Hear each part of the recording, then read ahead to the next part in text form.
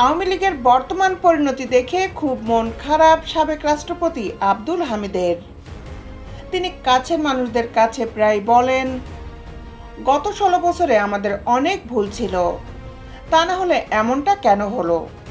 ভুল ছিল বলেই আজকের এই পরিণতি।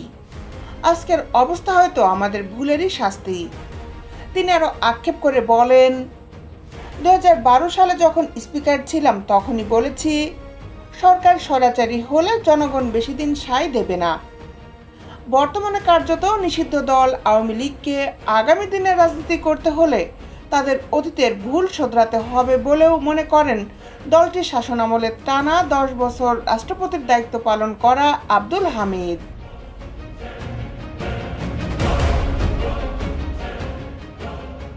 এক সংবাদ মাধ্যমের সঙ্গে আলাপকালে এসব তথ্য জানান আব্দুল হামিদের শ্যালক ডক্টর আনম নওশাদ খান।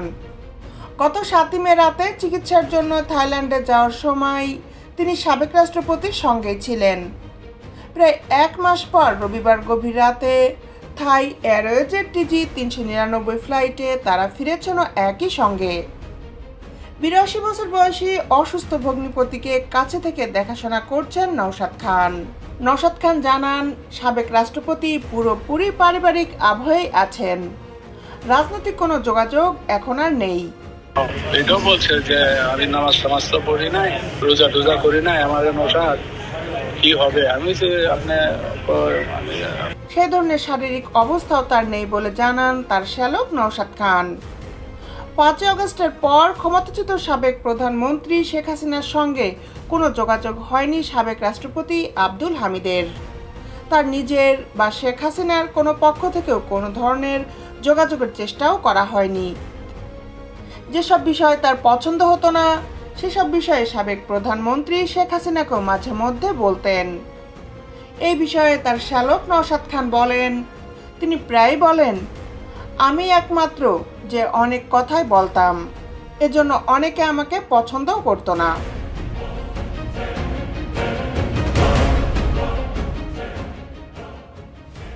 আব্দুল হামিদের বর্তমান শারীরিক অবস্থা খুব বেশি ভালো নয়। একা চলাফেরা করতে পারেন না, তাকে ধরে ধরে বাথরুমে নিতে হয়। তিনি নামাজও পড়তে পারেন না। এই বিষয়ে নওশাদ খান জানান, উনি বলেছেন, নামাজ কালাম তো পড়ি নাই, আল্লাহ জানেন কি হয়। তবে আমি বলেছি, আপনি তো অনেক মানুষের উপকার করেছেন, কারো ক্ষতি তো করেননি। বর্তমানে সাবেক রাষ্ট্রপতি আব্দুল হামিদের ল্যাং ক্যান্সার 3 to 4 স্টেজের মাঝামাঝিতে রয়েছে, যেটাকে লাস্ট স্টেজ বলা হয়, যা কিছুটা ছড়িয়েও গেছে। তিনি শারীরিকভাবে খুবই দুর্বল, ওজন অনেক কমে গেছে, নিজে নিজে চলাফেরাও করতে পারেন না, অন্যের সাপোর্ট নিয়ে চলাফেরা করেন। ডক্টর আনম নওশাদ খান বলেন, ডাক্তার 3 মাস অপেক্ষা করতে বলেছেন, এরপর আবার তাকে যেতে হবে।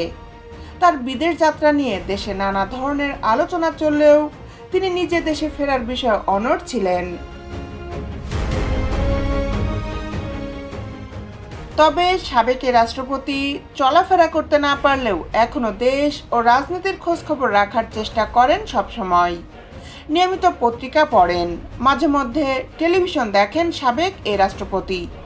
নওশাদ খান বলেন, তিনি প্রায়ই বলেন, দেশে আসার পর তিনি মানসিকভাবে খুবই ভালো আছেন। দেশ বিদেশের আপডেট নিউজ পেতে আমাদের সাথেই থাকুন। Justice television, Dhaka.